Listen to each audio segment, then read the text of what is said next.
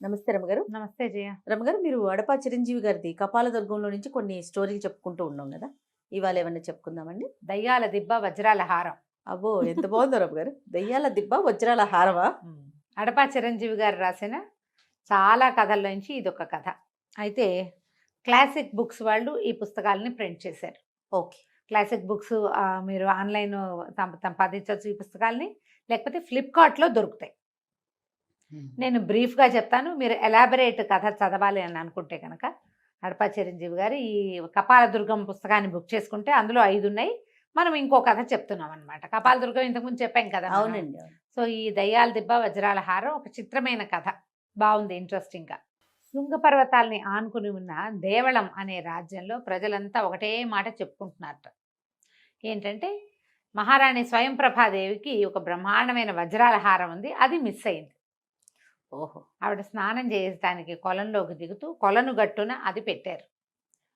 ఆ హారం కనపడలేదు. ఇక వెతుకుతున్నారు. అదేమిటి, ఆవిడ పూర్వోత్తరపు నగ, ఆవిడకి వాళ్ళ వంశపారంపర్యంగా వస్తున్నది, ఈవిడ దగ్గరికి వచ్చింది, స్వయంప్రభాదేవి దగ్గరికి వచ్చింది. రాజుగారు చంద్రవర్మ గారు చాలా సీరియస్గా ఉన్నారు దాని మీద. ఇక ముందు ఏంటి, ఏదైనా ఒక వస్తువు పోయిందంటే అంతఃపుర దాసదాసీ గణాలని వెతుకుతారు మొదట. అలాగేగా జరుగుతుంది. దాసీలు దాసులు అందరి పని అయింది. వీళ్ళ ఇళ్ళు వెతకడానికి మొదలుపెట్టారు. ఈ ఇళ్ళు వెతకడానికి వెళ్ళినప్పుడు ఒక చోట ఏమైంది, ఒక పథకం దొరికింది. ఆ పథకం ఎవరింట్లో దొరికిందో ఆ కుర్రాన్ని వాళ్ళ అమ్మని తీసుకొచ్చేసారు. అది ఎట్లా దొరికింది, వీళ్ళు ఒక్కొక్క ఇల్లు వెతుకుతుంటే మధ్యలో ఒక ఇంట్లో ఒక పూరి పాక, ఆ పాకలోకి వెళ్తే చిన్న పూరి పాక అంటే తెలుసు కదా మనకి, తాటాకుల పాక. తాటాకుల పాక పై భాగం కొప్పు కూడా పగిలిపోయి ఉంది. అయ్యో! పైనుంచి వాన ఏదైనా పడితే పడిపోతుంది కిందకి. అక్కడ ఉట్టి మీద ఒక పెరుగు గిన్నె ఉంది, ఇళ్ళల్లా పెరుగు చల్లేసి ఉంది.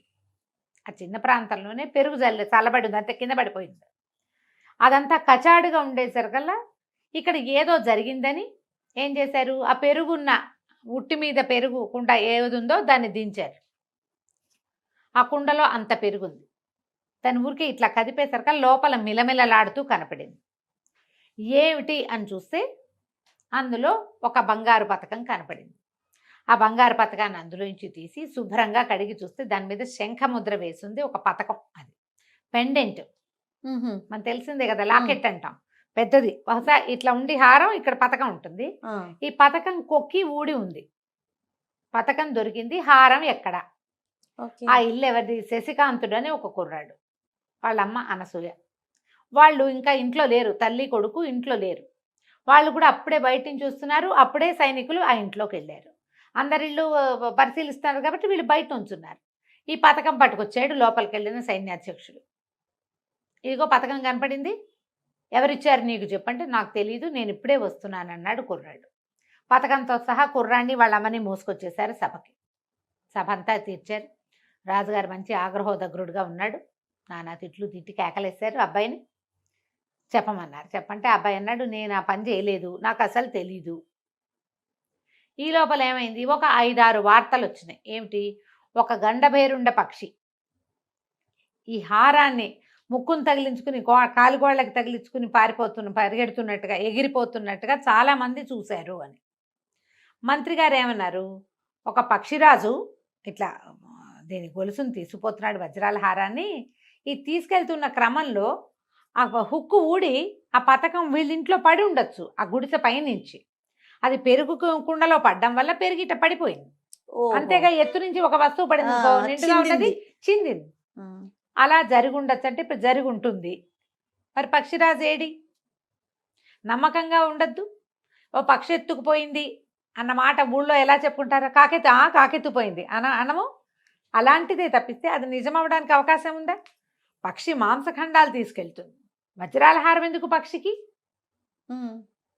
అన్నారు రాజు. ఈ లోపల ఏమైంది, కుర్రాడు ఏం చెప్పాడు, నేను కూటికి పేదను కానీ కులాన్ని పేదవాడిని కానండి. మా నాన్న కొలువులో పనిచేసిన వీరమల్లుడు, ఇది వరకు భూశిస్తులు వసూలు చేసే ఉద్యోగంలో ఉండేవాడు. బందిపోటు దొంగలు వెంటపడితే ప్రాణాలకి తెగించి వాళ్లతో పోరాడి శిస్తులు తీసుకొచ్చి ఇచ్చినవాడు. మా నాన్న గతించిన తర్వాత అలవాటుగా దాసీగణాల ఇళ్ల మధ్యలో ఉండటం అలవాటై సైనికుల ఇళ్లలో నేను అక్కడే ఉన్నా. నాకేం కొలువులో ఉద్యోగం లేదు, నాకేం ఇవ్వలా మీరు. నేను అలవాటుగా ఉంటున్నాం కాబట్టి మేము అక్కడ ఉన్నాము, అంతే తప్పిస్తే వాళ్ళలో ఎవరితోటి నాకు స్నేహము సౌభ్రాతృత్వము ఏమీ లేదు. నేనేదో పొట్టకుట్టికి పని చేసుకునేవాడిని, చిన్నగా యుద్ధ విద్యలు నేర్చుకున్నాను అంతే. నేను మా అమ్మ నేనే ఉన్నాం, మా దగ్గర ఏం లేదు, నాకు అవసరం కూడా లేదు అని ఇక కాస్త గట్టి గట్టిగా ఆ అబ్బాయి తిరగబడ్డాడు. తిరగబడుతుంటే వీళ్ళకి అమ్మో వీరమల్లు కొడుక, వీరమల్లు చాలా గ్రేట్ అన్నారు ప్రజలంతా. మంత్రికి కూడా తెలుసు, రాజుగారు కూడా వీరమల్లు గుర్తొచ్చాడు. అతను ప్రాణాలకు తెగించి బందిపోటు దొంగలతో యుద్ధం చేసి డొక్కలో దిగిన కత్తితోటి వచ్చి డబ్బా అప్పచెప్పినవాడు. అతని కొడుకుని ఇంత పని చేస్తాడని మనం అనలేం, కానీ సాక్ష్యాలు లేవు. వాళ్ళ ఇంట్లో పథకం దొరికింది అంటే హారం వాడికి తెలుసు. రాజుగారు ముందు వెనక ఆడారు, ఏమీ ఇది కాల. అయితే ఏమన్నాడు రాజు, అయ్యా నువ్వు వీరమల్లు కొడుకు అయినంత మాత్రాన్ని నిన్ను వదలలేం. అపహరింపబడిన వస్తువులో ఒక భాగం నీ దగ్గర దొరికింది కాబట్టి నువ్వు అపరాధివనే నమ్మాలి.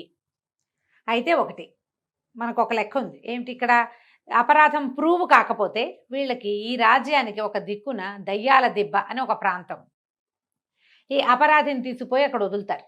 ఓహో, వాడు నేరం చేయకపోతే తెల్లవారి తిరిగి వస్తాడు, నేరం చేస్తే ఇక అంతే కథ. ఓకే. కానీ ఎప్పుడు ఆ దయ్యాల దెబ్బకి వెళ్ళి తిరిగి వచ్చిన వాడు ఎవడి దాఖలా లేవు ఇప్పటిదాకా. ప్రజలంతా ఆశ్చర్యపోయారు, అయ్యో నవనవలాడుతున్నాడు కుర్రాడు, ఎంత చక్కగా ఉన్నాడు, చెయ్యెత్తు కుర్రాడు, వీడిని క్షమించి రాజ్యంలో యుద్ధంలో చేర్చుకుంటే, సైన్యంలో చేర్చుకుంటే ఏ సర్వసైన్యాధ్యక్షుడు అవడానికి సరిపడా ఉన్నాడు, కండలు తిరిగి కుర్రాడు, వీడిని దయ్యాల దెబ్బ కప్పచెప్తున్నారే, వీళ్ళ నాన్న వీళ్ళ కోసం చచ్చిపోయాడు రాజుగారి కోసం. ఇలాగ అలా ఒక ముఖ మాట్లాడుకున్నారు. మంత్రి గారికి కష్టంగానేది, తల్లి నిర్ఘాంతపోయి కళ్ళు తిరిగి పడిపోయింది. దయ్యాల దిబ్బకి వెళ్తే కొడుకు తిరిగి రాడని, దయ్యాలు దిబ్బ అనగానే భయం వేస్తోంది కదా. ఇక ఏం చేస్తాడు, ఈ అబ్బాయిని లాక్కుపోయారు సైనికులు, తీసుకెళ్ళి చీకటి పడే లోపల దయ్యా దెబ్బ ఎక్కిచ్చేసేయాలి. ఆ దెబ్బ పైకి ఎక్కిచ్చారు, ఒక మూట ఇది ఇచ్చారు ఆహారం, అబ్బాయి ఇదిగో ఆహారం, రాత్రికి తిను, బతికుంటే రేపొద్దున దిగిరా, నువ్వు మధ్యలో దిగడానికి వీల్లేదు, మేము ఇక్కడ కాపలా ఉంటాం, కొండ మీద ఉండవలసిందే దెబ్బ మీద నువ్వు అని దెబ్బ మీద వదిలిపెట్టారు శశికాంతుడిని. ఇక ఈ అబ్బాయి కొంత పట్టుకు వాళ్ళు వచ్చి వదిలేసి వెళ్ళిపోయారు చీకటి పడుతుంటే. వీడు మళ్ళీ మెల్లిగా పైకి ఎక్కడం మొదలుపెట్టాడు. ఎక్కితే ఆ దెబ్బ పూర్తిగా పైకి ఎక్కాక ఒక రాతి గట్లు అవి ఇవి కనపడుతున్నాయి, ఏవో చెట్లు, కీకారణ్యంలాగా ఉంది పైన. సరే ఒక రాతి దాని మీద శుభ్రం దులిపి ఈ ఆహారపు మూటను పెట్టాడు. అవతల పక్కన ఒక నీటి గుంట ఉంది, చెట్లు గుబురు గుబురుగా బోల్డని చెట్లు ఉన్నాయి. అటు ఇటు తిరుగుతున్నాడు. సరే ఇంకా మెల్లిమెల్లిగా ఇంకేం చేస్తాడు, మనం చేయగలిగేది ఏం లేదు. బాగా చీకటి ఎక్కేశారు కల్లా ఈ ఆహారం తినటం ఇష్టం లేదు. ఇందులో ఏం విషాహారం ఉందో ఎలా నమ్ముతాం మనం, చంపేయటానికి వాళ్ళు వేసిన ఎత్తు కావచ్చు. ఆ నీటి గుంటకు పోయి కడుపు నిండా నీళ్లు తాగాడు. వెళ్ళి ఆ రాతి గట్టు మీద శుభ్రంగా కాళ్ళు చప్పుకొని పడుకొని నిద్రపోయాడు. గాఢమైన నిద్రలో ఉండగా ఒక 6 దయ్యాలు వచ్చినాయి అక్కడికి, పిశాచాలు 6 వచ్చినాయి. వచ్చి అరుచుకుంటూ వచ్చి విడుదుంపదేగా మానవుడు ఎవడో భలే పడుకున్నాడు, ఎవరైనా మనం చూసి భయపడి చావాలి, కానీ వీడు శుభ్రంగా నిద్రపోతున్నాడు. ఇంత గాఢపు నిద్ర ఎట్లా పడుతుంది, మనం ఎక్కింది దయ్యాల దిబ్బని వాడికి తెలుసు కదా, ఇది దయ్యాల దిబ్బని, ఇక్కడ దయ్యాలు ఉంటాయని తెలిసిన వాడు వణుక్కుంటూ కూర్చోవాలి. వీడు పడుకున్నాడేంటి తన్ని పెట్టి శుభ్రంగా. అక్కడి నుంచి ఫెడేల్మని జరిచినాయి వీపు మీద, లేచి కూర్చున్నాడు, అదిరిపడ్డాడు. దయ్యాలను చూసేసరికి ఇది ఈ ప్రాంతం ఇదని తెలుసు కదా, బెగరిసిపోయి కూర్చున్నాడు భయం లేనట్టు.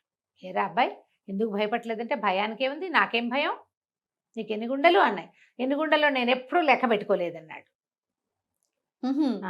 ఆ లెక్క మీకు కావాలంటే మీరు ఇంకోటి లెక్కెట్టాలి అనేసరికల్లా దయ్యాలు ఆశ్చర్యం, అమ్మో వీడికి భయం లేదే, చెప్పరా చెప్పు నీకు ఎన్ని గుండెలో చెప్పు అంటే, కుర్రాడేమన్నాడు, దానికేముంది నాకు చాలా గుండెలు ఉన్నాయి, 2-3 ఇంట్లో కూడా పెట్టొచ్చాను,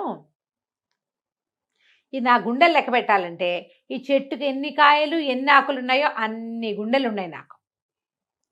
వెంటనే దయ్యాలు ఆశ్చర్యం, అమ్మ మాట్లాడుతున్నాడు వీడు అంటే లెక్క పెట్టమంటున్నాడు. సరే మేము లెక్క పెడతాం అన్నారు. అనేసరికల్లా వీడన్నాడు, మీరే ఎలాగ లెక్క పెడతారు, ఇంకా మీ ఫ్రెండ్స్ ఎవరో భూతాలు ఉన్నారన్నారుగా, వాళ్ళని కూడా పిలవండి అన్నారు. ఆనంగానే వీళ్ళేవో పిచ్చి పిచ్చి కేకలు పెట్టినాయి దయ్యాలు. ఒక పెద్ద భూతాల గుంపు ఒకటి వచ్చింది అక్కడికి. ఇవేమో 6 దయ్యాలు ఉన్నాయి, గుంపు వచ్చింది. వచ్చాక మేమందరం లెక్క పెడతామన్నారు వాడు. అంటే కుర్రాడు అన్నాడు, అలా కాదు, మీరు నా గుండెలు లెక్క తెలుసుకోదలిచిన వాళ్ళు ఎవరు, మేము 6గురం అని చెప్పినాయి దెయ్యాలు. మరి భూతాలు కూడా 6గురే ఉండాలి, ఇంతమంది ఉంటే ఎట్లా, సమానంగా ఉండాలిగా. సరే ఆలోచించారు, సరేనని మిగిలిన వాటిని పంపించేసినాయి. కొంతమందిని ఎన్నిక చేసి 6గురు బాగా లెక్క పెట్టగలిగిన నెంబర్లు వచ్చిన భూతాలని వెలికి తీసి 6 భూతాలు 6 దయ్యాలు నుంచున్నాయి. ఇప్పుడు కాయలు ఆకులు లెక్క పెట్టాలి. లెక్క పెట్టుకోండి, కింద పడినా కూడా లెక్క పెట్టాలి సుమా. లెక్క పెట్టాక అప్పుడు నా గుండె లెక్క చెప్తాను మీకని వాళ్ళని అటు పంపించి కాళ్ళు తప్పు పడుకున్నాడు మళ్ళీ. ఇక అవి ఇప్పుడు రావు, ఆ పని చేసుకుంటూ ఉంటాయి. ఈ లోపల ఇట్లా పడుకునేసరికి అతనికి ఒక నవ్వు వినపడింది. ఆశ్చర్యపోయాడు, ఎవరో ఉన్నారు కొండ మీద, ఈ గుట్ట మీద. చూసేసరికల్లా చెట్ల వెనకాల ఒక ముస్సిలి ఆయన, చాలా వృద్ధుడు, ఎండిపోయిన శరీరంలో ఒక ఋషీశ్వరుడు కూర్చున్నాడు. ఈ కుర్రాడు లేచి దగ్గరికి వెళ్ళాడు. ఆయన సాహసి పోయి, దయ్యాలకి భూతాలకి భలే పని పెట్టావు, ఎవరొచ్చినా ఈ కొండ మీద భయపడతారు, భయంతో వాళ్ళ ప్రాణాలు పోతాయి, నీకు భయం లేదు, గుండెలు తీసిన బంటువి, నువ్వు భలేవాడివి, నీ పేరేమిటి నాయన, ఎందుకు వచ్చావు ఏమిటి అంటే, అప్పుడు కుర్రాడు చెప్పాడు, ఇట్లా ఒక పథకం మా ఇంట్లో పెరుగు చట్టిలో దొరికింది, ఉట్టిలో ఉన్న చట్టిలో, మరి వాళ్ళేమో రాజుగారు నన్ను ఇట్లా శిక్ష వేశారు, బతికి జీవించి కిందకి వెళ్తే శిక్ష మాఫ్ అయిపోతుంది, పథకం సంగతి దైవాధీనం, పథకం వెళ్ళిపోయింది, వజ్రాల హారం సంగతి ఇంక అడిగే పని లేదు అనేసరికల్లా ఆయన అన్నాడు, నువ్వు సాహసివి, నీకేమి ఇబ్బంది లేదు, నీకు అన్నిటి జయమే లభిస్తుంది, రాజుగారు నేను మెచ్చుకుంటారు, నువ్వు నా దగ్గరికి రా, నేను ఇంకో కొద్దిసేపట్లో చనిపోబోతున్నాను, మీరెవరు ఇక్కడ ఎందుకున్నారంటే, నేను తపస్సు చేసుకోవడానికి ఈ కొండ మీద ఉన్నాను, ఇక్కడ ఏ డిస్టర్బెన్స్ ఉండదు, మానవ మాత్రులు రారు, దయ్యాలు నా మహిమ వల్ల నా దగ్గరికి రావు, అవి తిరుగుతాయి కానీ నన్నేం చెయ్యవు, నా దగ్గరికి రావు, కాబట్టి నేను ప్రశాంతంగా చేసుకుంటున్నాను, నా తపస్సు ఫలించింది, నాకు మోక్షం లభించబోతోంది, కొద్దిసేపట్లో నేను చనిపోతా, నా దగ్గర అద్భుతమైన పరకాయ ప్రవేశ విద్య ఉంది, అది ఇస్తాను నీకు అని చెప్పి కాళ్ళు కడుక్కునిరా నీకు చెప్తానన్నాడు. కుర్రాడు వెళ్ళి నీటి గుంటలో కాళ్ళు చేతులు మొహం కడుక్కొచ్చి ఆయన దగ్గర కూర్చుంటే ఆయన ఒక మంత్రాన్ని ఉపదేశం చేశారు, అది ఎట్లా చెయ్యాలో ఉపదేశం అయ్యింది. ఈ అబ్బాయి అంతా తెలుసుకోగానే ఆయన కాస్త పడి చనిపోయాడు.